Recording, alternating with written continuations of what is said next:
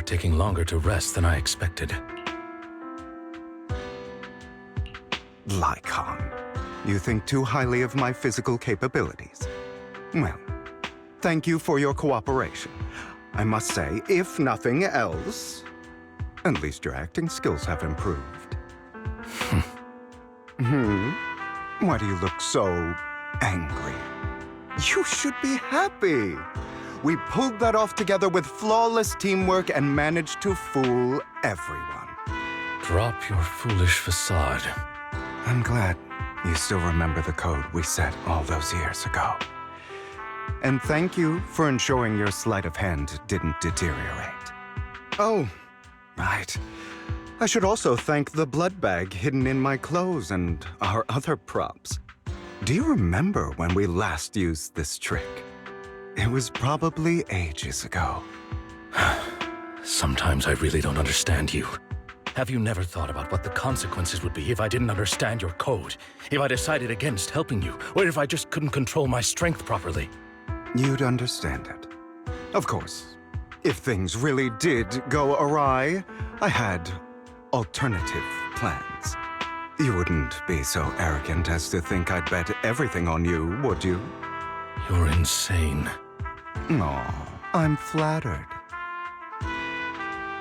So what exactly is the purpose behind all this? Surely after going to such great lengths to erase your own existence, you don't just plan to hide here and reminisce about the past with me. Don't try to brush this off.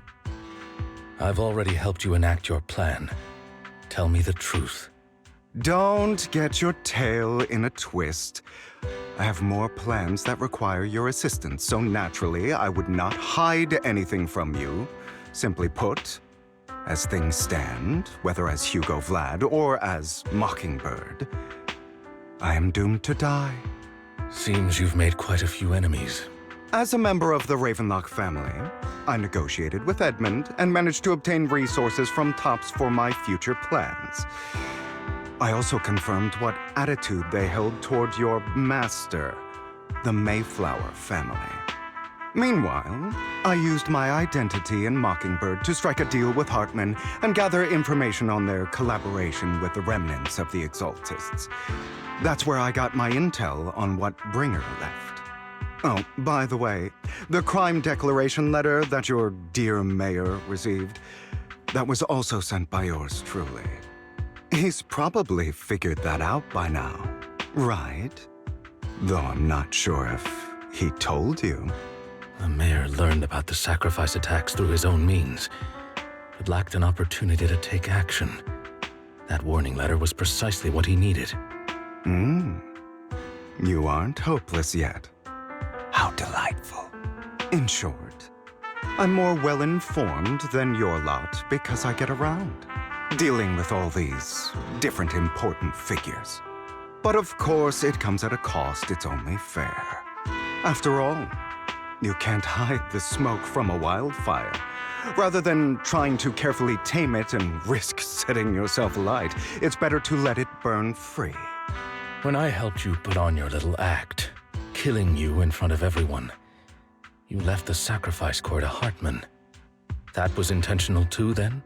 Oh, yes. And it worked like a charm, didn't it?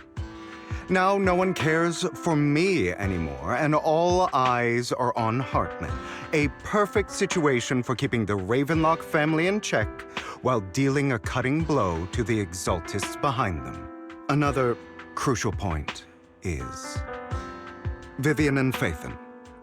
I must sever any ties they have with me or Mockingbird. Although I feel bad for Phaethon about what happened, but it had to be done. That's the only way they would be safe, allowing the plan to continue.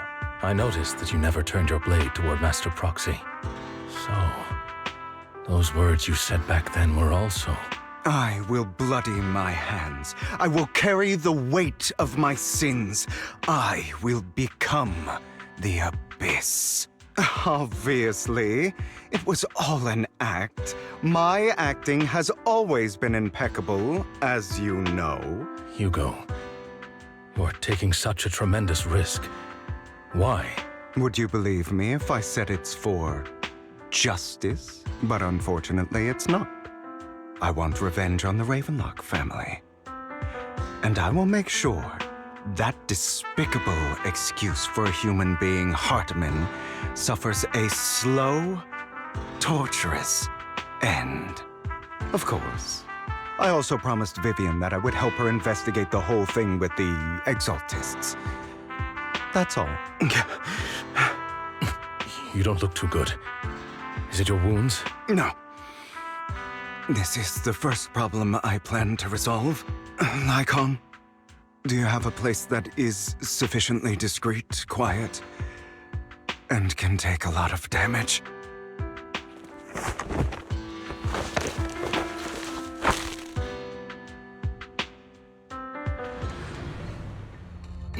What exactly are you doing? Don't look at me like that. If I didn't have to do this, I wouldn't. Hartman recently obtained a bizarre substance, most likely from those crazy Exaltists. After use, it allows control of the victim's mind. To some extent. You were dosed with it. To be more precise, Lycon, I deliberately allowed Hartman to put this drug in my cup to facilitate our previous collaboration.